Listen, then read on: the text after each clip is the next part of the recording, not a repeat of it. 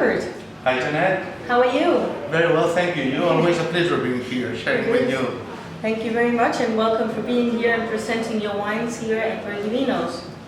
Gorgeous to be here again, another year, presenting our wines and to be to have the pleasure of being the ambassadors of the DO Rueda here in Vinos. Thank you. Your wines come from the DO Rueda. Yes, Rueda, known as the land of the white wine. We're based in Castilla y León, in Valladolid, although it covers as well Segovia. It's quite an extensive piece of land, but it's 100% focused on white wines, and particularly producing Verdejo wines and Sauvignon. Exactly, because the end grape in white wines at the moment is Verdejo. Yes. Some people even think that it's a brand, but it's not a brand, it's a grape.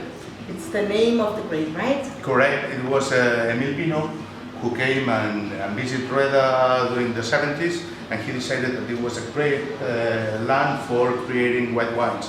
And they discovered the Verdejo, which was a very, very old variety that we have there, and we decided to take the maximum of it, and that's why we're here. Exactly. But we have found it right now as this being the end grape and most sold by the glass in a restaurant. Yes. We find a lot of different qualities in the Verdejo grape. Definitely. That's a handicap, but it's something that is good for us. We just have 30 hectares of vineyard, and that's what we do. We're very, very focused on Verdejo. That's what we call the road trip to Verdejo, which you can taste 3 different Verdejos, all of them produced in a different way, and then we have our 100% Sauvignon Blanc, which is great as well. You'll see that one of the notes that it has is that while in other places you can see that as soon as it goes out. In here, because of the climate that we have, they say that the Sauvignon Blanc is a Verdeja. It's not that it takes particularities from Verdejo, it's because of the climate that it makes this Sauvignon Blanc, which is quite intense, but at the same time, you have the feeling that you've been drinking wine. It doesn't go off very, very quickly. Exactly, it's persisting in the mouth, right? Yeah. In your Verdejo, you work different ones. You've got one here that you mix with another grape too. Is that because it's easier to drink like that? Yeah. During the road of the Verdejo, what we have is the more basic one, which is the Rueda wine. It's probably the more easy to drink wine, as Janet said, because it's a blend of Verdejo and Sauvignon Blanc.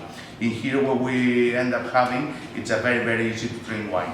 Then we move into the Verdejos, which we have all of them 100% Verdejos, and then you have the young one, which is the Verdejo of the year, which for the typicity that it has, you'll have that it has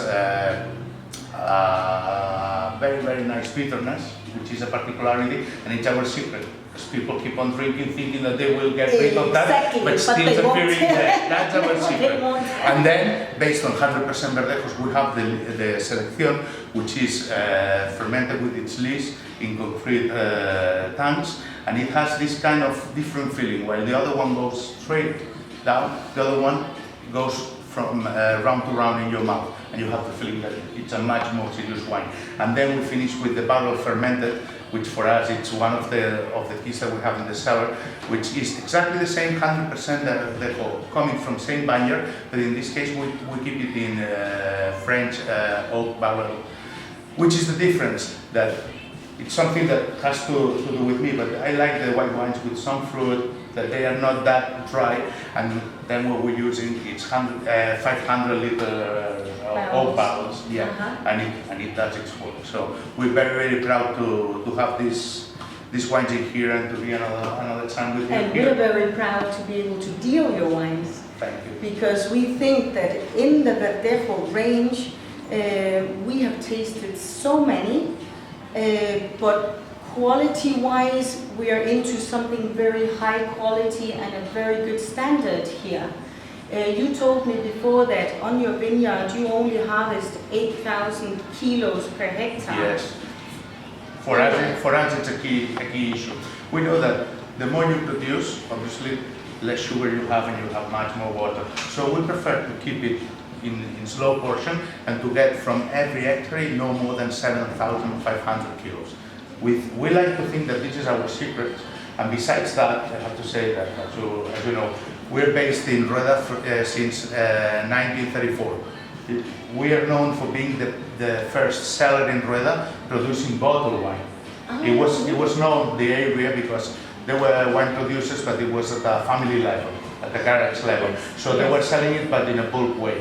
Yes. This was the first cellar that started producing that, and I invite everyone to visit us if you're coming around Rueda, as we have a cellar, a subterranean cellar based from the 15th century, and it's a really, really nice piece.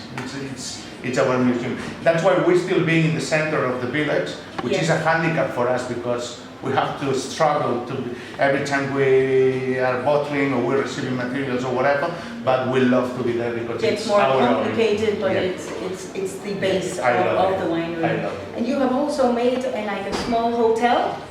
That's right. Just to complete everything, it's not that we've made a hotel; it's that we are inviting everyone to sleep inside the cellar. So you have the privilege, me in first place, to be sleeping literally inside the cellar, which is a great experience. We recommend it to everyone, and you are all invited to visit us and see our cellar. See for yourself. Yes. And try the wines. Definitely, don't miss them. Don't miss the wines.